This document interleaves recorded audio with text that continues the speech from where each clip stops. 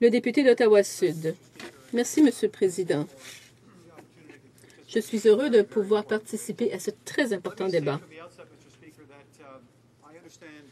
D'emblée, Monsieur le Président, j'aimerais dire que je comprends qu'il est nécessaire pour le Canada de trouver le juste équilibre entre la surveillance des communications et la collecte de renseignements en matière de sécurité. Je le dis parce qu'il y a quelques années, je suis allée aux États-Unis pour une visite de 3 semaines. Les premiers jours, je les ai passés à Washington et il s'agissait du 11 septembre 2001. J'ai alors beaucoup appris sur la sécurité nationale et continentale. J'ai écouté les observations qui ont été faites dans le cadre de ce débat depuis le matin. Et moi, je sais que les Canadiens sont très inquiets de ce qui se passe. Il y a un aéroport international dans ma circonscription, Monsieur le Président, et j'ai reçu beaucoup de questions, de très nombreuses observations sur ce qui se passe à l'aéroport international de la capitale nationale. Il y a notamment 65 000 ressortissants étrangers qui passent par cet aéroport chaque année. Donc,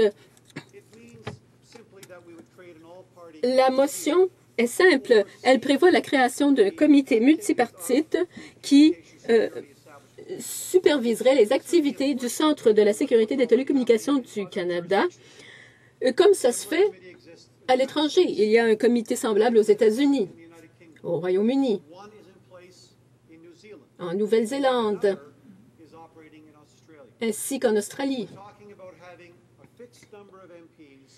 Le nombre de députés serait fixe et ces députés, bien sûr, seraient liés par le secret professionnel.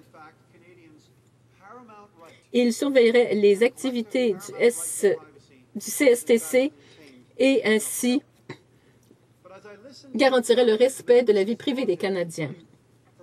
J'ai entendu les interventions des députés ministériels et je suis plutôt perplexe.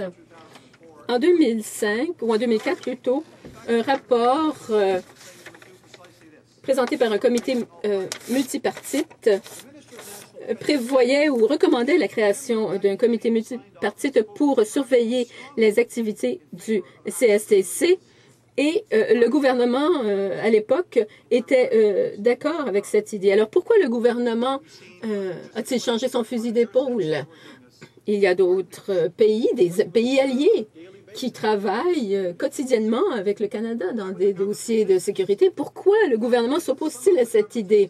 Si je pouvais résumer la position du gouvernement, je dirais ceci.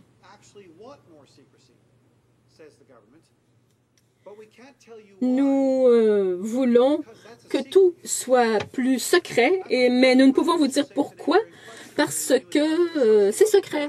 C'est ce qu'a répondu le premier ministre en réponse à une question à ce sujet. Il a dit « Je ne peux vous en dire plus, c'est secret ». Ce n'est pas très rassurant pour les Canadiens. Où sont tous les libertariens du Parti conservateur? Où sont tous les anciens policiers? Où sont les avocats ou les militaires qui ont juré de faire respecter la règle de droit? Sont-ils prêts à nous dire que rien de mal n'a été fait alors que nous avons entendu un rapport qui nous a dit oui, Houston, nous avons un problème. Où sont-ils passés, tous ces ministériels? C'est très troublant, Monsieur le Président, d'entendre les réponses provenant des banquettes ministérielles. On pourrait croire pourtant que ce gouvernement et le premier ministre surtout seraient pour une surveillance accrue. Pensons à la guerre en Irak. Celui qui est alors chef de l'opposition et qui est maintenant premier ministre a envoyé une lettre d'opinion aux grands quotidiens américains dans laquelle il attaquait le gouvernement du Canada de ne pas vouloir participer à la guerre en Irak. Le premier ministre Jean Chrétien avait alors pris une décision sensée, fondée sur des faits. Il avait décidé de ne pas participer à cette guerre de George Bush. Et sachant maintenant ce que nous savons, à savoir qu'il n'y avait pas d'armes de destruction massive, en dépit de ce qu'avait affirmé le complexe de la sécurité américain et qui a grandement terni sa réputation.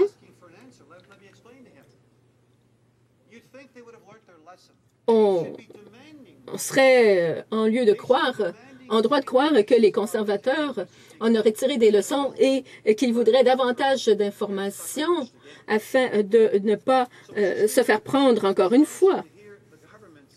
Alors, il est plutôt sidérant d'entendre le gouvernement nous dire que ce n'est pas une bonne idée pour les Canadiens qui sont inquiets. Bon, le commissaire travaille à temps partiel. C'est un ancien juge. Moi, j'en connais des juges. Je suis sûre que ce monsieur est très bien. Alors, un juge commissaire à temps partiel surveille le CSTC. D'accord, mais pourquoi ne pas demander aussi à des députés de surveiller les activités du CSTC? Parce que le gouvernement ne nous donne pas véritablement de réponse, et je ne veux pas éveiller des fantômes, mais parce qu'on ne nous donne pas vraiment de justification, sauf pour nous dire que tout va bien, les Canadiens s'inquiètent encore plus. Ils se demandent si le gouvernement conservateur n'a pas quelque chose à cacher. Parce que les voix qui étaient pour la création d'un tel comité ne se font plus entendre. Le ministre actuel de la Défense, l'ancien ministre de la Défense, le ministre de la Justice, l'ancien ministre de la Justice, qui ont juré de faire respecter la loi, devraient être pour notre motion. S'ils sont contre, c'est certainement pour une raison. Moi, c'est ce que j'aimerais connaître, la véritable raison qui amène les conservateurs à être contre l'idée de créer un comité, d'adopter une mesure qui ne coûterait rien. Un comité de députés de tous les partis qui, en toute bonne foi, de façon collégiale, examinerait les activités du CSTC qui ne sont pas vraiment contrôlées. Il me semble que c'est une demande tout à fait raisonnable. Un peu plus tôt, le secrétaire parlementaire a dit « Pourquoi ne l'avez-vous pas fait quand vous étiez au pouvoir, quand vous avez déposé votre loi? » Comme l'a dit le président Clinton, les informations, le volume d'informations double chaque mois et le rythme de la création des informations ne fait que s'accélérer. Alors, manifestement, les mesures qui ont été prises en 2001, en 2003, ne sont plus à la fine pointe de la technologie de l'information. Si nous voulons être de notre temps, nous devrions créer un comité multipartite qui transcenderait justement les époques et qui surveillerait le CSTC. Nous ne nous attaquons pas au CSTC ou à ceux qui y travaillent, qui, j'en suis convaincue, sont motivés par la volonté de veiller aux intérêts des Canadiens. Mais quand les Canadiens apprennent que l'on a peut-être épié leur communication quand ils étaient à l'aéroport et que les autorités des aéroports n'en savaient rien, ils sont à juste titre inquiets. La réticence du gouvernement conservateur est louche, Monsieur le Président. Je ne vois pas pourquoi il s'oppose à ce que la vie privée des Canadiens soit protégée. Merci, Monsieur le Président. Questions et observations? Le député d'Esquimalt, Juan de Fuca. Merci, Monsieur le Président. Je remercie mon collègue de son discours. J'aimerais élargir le débat un peu et lui poser une question sur l'Agence des services frontaliers qui a été créée par le Parti libéral en 2003. Cette agence est maintenant pratiquement un service de police. Elle compte probablement un service de la sécurité nationale, mais il n'existe aucun mécanisme de surveillance de l'Agence des services frontaliers. La motion dont nous sommes saisis est aussi importante pour d'autres organismes tels que la CSF, n'est-ce pas? Le député d'Ottawa-Sud.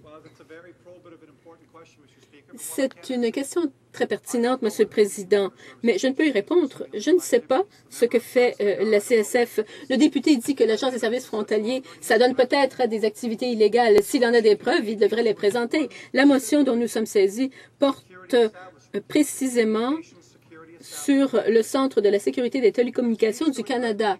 Elle ne porte que sur cet organisme parce que nous avons maintenant des preuves nous démontrant que le CSTC s'adonne à des activités qui devraient être mieux surveillées et qui devraient être révélées dans la mesure du possible si les autres organismes de sécurité du pays s'adonnaient aussi à des activités répréhensibles. Il faudrait peut-être aussi les assujettir à une telle surveillance. Question-observation. Le député d'Esquimalt, Juan de Fuca.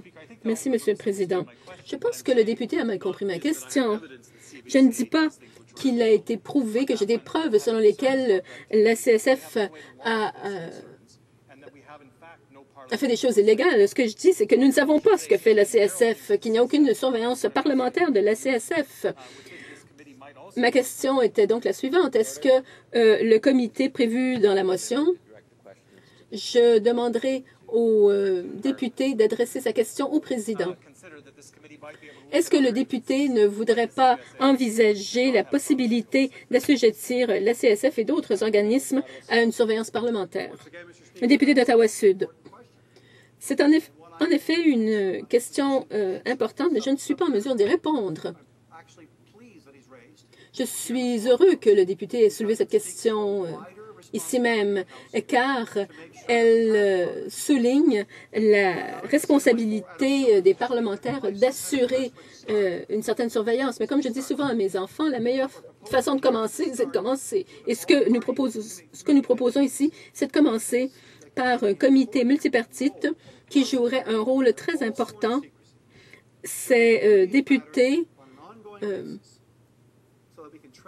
seraient tenus au secret et pourrait, quelle que soit l'évolution des technologies de l'information, surveiller les informations du CSTC. Et je ne comprends pas pourquoi les conservateurs n'adhèrent pas à cette idée, compte tenu de la culture qui prévaut au sein de ce groupe parlementaire constitué d'un libertarien, d'anciens policiers. Mais ça ne devrait pas m'étonner. Le ministre de la Justice devra peut-être être radié du barreau s'il ne cesse de se comporter comme il le fait. Question et observation.